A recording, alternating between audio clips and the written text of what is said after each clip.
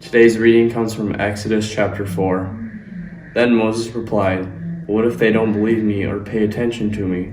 They might say to me, 'The Lord didn't appear to you.'" The Lord said to him, "What's that in your hand?" Moses replied, "A shepherd's rod." The Lord said, "Throw it down on the ground." So Moses threw it on the ground and turned into a snake. Moses jumped back from it. Then the Lord said to Moses, "Reach out and grab the snake by the tail." So Moses reached out and grabbed it, and it turned back into a rod in his hand. "Do this so that they will believe that the Lord, the God of their ancestors, Abraham's God, Isaac's God, and Jacob's God, has in fact appeared to you." Again the Lord said to Moses, "Put your hand inside your coat." So Moses put his hand inside his coat, and when he took his hand out, his hand had a skin disease, flaky like snow. Then God said, "Put your hand back inside your coat." So Moses put his hand back inside his coat. When he took it out back again, the skin of his hand had returned to normal.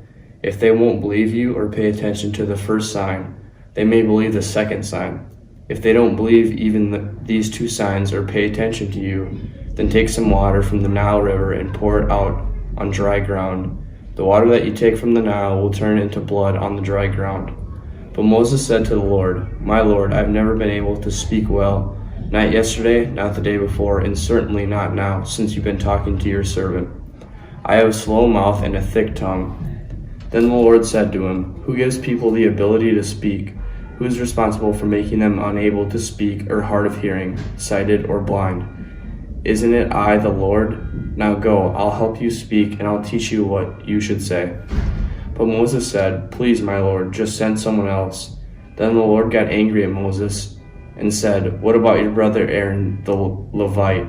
I know he can speak very well. He's on his way out to meet you now, and he's looking forward to seeing you. Speak to him and tell him what he's supposed to say. I'll help both of you speak, and I'll teach both of you what to do. Aaron will speak for you to the people. He'll be a spokesperson for you, and you will be like God for him. Take this shepherd's rod with you so that you can do the signs." Moses went back to his father-in-law and Jethro and said to him, "Please let me go back to my family in Egypt and see whether or not they are still living." Jethro said to Moses, "Go in peace." The Lord said to Moses in Midian, "Go back to Egypt because everyone there who wanted to kill you has died." So Moses took his wife and his children, put them on a donkey, and went back to the land of Egypt. Moses also carried the shepherd's rod from God in his hand. The Lord said to Moses, "When you go back to Egypt, make sure that you appear before Pharaoh and do all the amazing acts that I have given you the power to do. But I'll make him stubborn so that he won't let the people go. Then say to Pharaoh, 'This is what the Lord says. Israel is my oldest son. I said to you, let my son go so he could worship me. But you refused to let him go. As a result, now I'm going to kill your oldest son.'" During their journey, as they camped overnight, the Lord met Moses and tried to kill him. But Zipporah took a sharp-edged flint stone and cut off her son's foreskin. Then she touched Moses' genitals with it, and she said, "You are my bridegroom because of bloodshed." So the Lord let him alone. At that time she announced, "A bridegroom because of bloodshed by circumcision." The Lord said to Aaron, "Go into the desert to meet Moses." So he went, and Aaron met him at God's mountain and greeted him with a kiss.